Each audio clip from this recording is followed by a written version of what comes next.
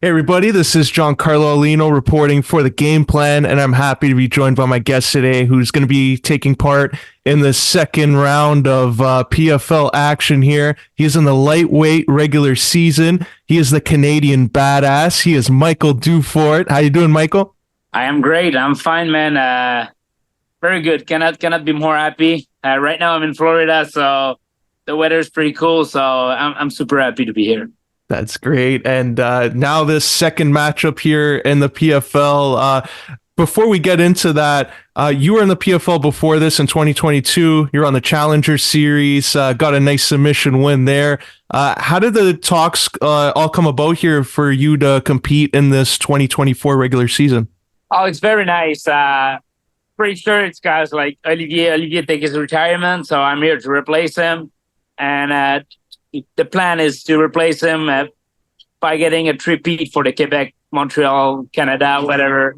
So yeah, I'm super happy to be here and to compete in that awesome organization. And that first matchup that we saw, you picked up the points there. Early second round submission win over Mads Burnell, who was a talented guy coming in from Bellator. He was closing in on a featherweight title shot in Bellator, so a big win there. Can you take us through that submission win? Man, that was a fun moment. I didn't know it was that soon in the second round, but I guess when he started dancing in front of me, I was like, I get mad or something like that.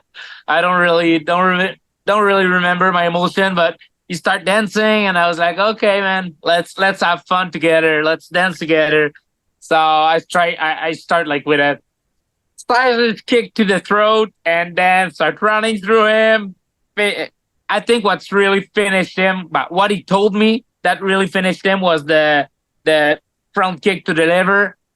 He really, like, I think his breathing was so hard after that, and then just like putting my forearm in his throat, like that was too much for him. So yeah, that led to that guillotine. But what really hurt him was the liver shot. And now you picked up the points there, maximum second round points here with the finish. So in the standings, it looks good. What are your thoughts on this whole regular season format with just the point structure? Like, you saw Olivier go through it before. Like, do you have more of an appreciation for this system rather than waiting in from month to month, like for a fight to come up? Honestly, I like it so much. Like, not only like you get more points when you finish it faster, but you get less damage. And that's the PFL. You fight 4 times in seven months. It's crazy on the body. Like, it's super hard. So the finish are like more than just points. It's like less damage, so you can do it for longer. So yeah, it's very good for my style. The finishes. I'm a finisher. If you look at my record, I pretty much only win when I get the finish because judges don't like me. So that's it. That's perfect for me. And also, like, just being in the PFL right now, it's a quick turnaround from one fight to the other. So how has your training maybe changed as you prepared for competing so frequently in the PFL? Yeah, sure, it changed a lot, a bit, not a lot, because we did it like twice with Olivier. He did a two-peat, so we know how to win it. We know how to do it. We know that we need to be smart before everything. Like, it's the main thing. Be smart. Like, we know how to fight. I could fight like with no training camp.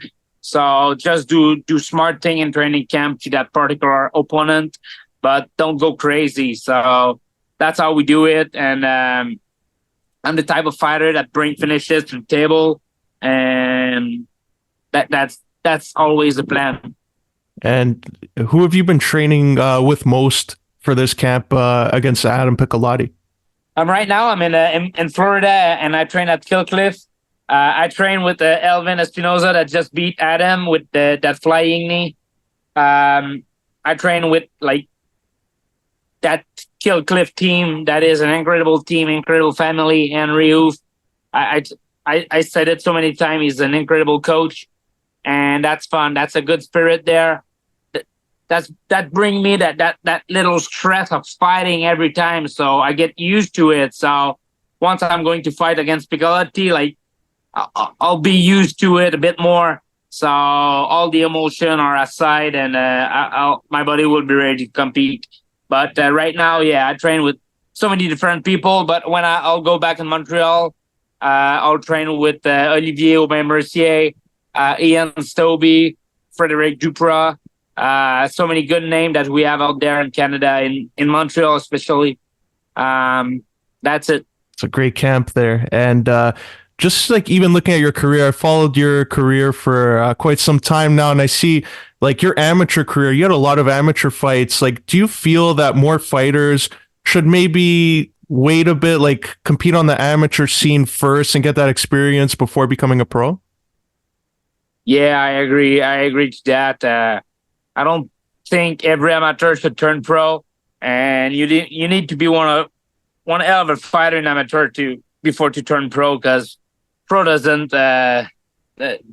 Pro is hard, man. The gloves are smaller, and in Montreal, amateur is different than in the States. So yeah, you should like be sure you really like it before to do it as a pro. And just want to get our viewers here at the game plan to know you a little bit better. One of Canada's own here. You're the Canadian badass. But aside from fighting, what are some hobbies that you like that maybe help you wind down from training camp and get your mind off a fight? I have so many fantasy football, dynasty football, hockey pool, so many things that I try to stay update when I'm not training about, like, those players I should bring to my teams, and it's fun. But yeah, I'm trying to like disconnect my head a bit, but it's very hard because every time, even when I'm breathing, I'm trying to breathe this fighting spirit. I'm trying to see everything. Like, it's hard to disconnect, but once I'm in front of the TV to watch like sports, that's when I really disconnect, I think. Are you a fan of the Montreal Canadiens? Yeah, sure I am. I'm so happy right now. We draft five overall, so I hope the team is going to get out of the struggles soon, because lately we suck. I feel your pain there. I'm a fan of the Toronto Maple Leafs, and another first round loss. So I feel your pain. Oh man, I can't believe it, bro. It's so hard for you. First round exit every fucking year. So I'm so sorry for you. I'm so sorry. Because what's fun about Montreal is we don't expect anything right now, so it's pretty easy to like finish in the. But when you leave with that team, that much of a talent, fuck, man. And the seventh game, Joseph Woll cannot be in the nets, man. He was the savior, and just belief. I don't know what to say. Oh, but there's always next year. That's always our thing there. But before we wrap up here and let you go, how can our viewers here at the Game Plan stay up to date with everything you're doing, your training, and your upcoming fights, and follow you on social media? Oh yeah, mainly on my Instagram account, Michael Dufort.MMA, MICHAEL.DUFORT.MMA. Just follow me on Instagram, and you'll know how hard I train, and you know where to put your money. Highly recommend that follow. And Michael, I really appreciate you sharing your time and coming on here on the Game Plan to talk about your fight there. And I wish you all the best in this PFL regular season. Thanks to you, my friend.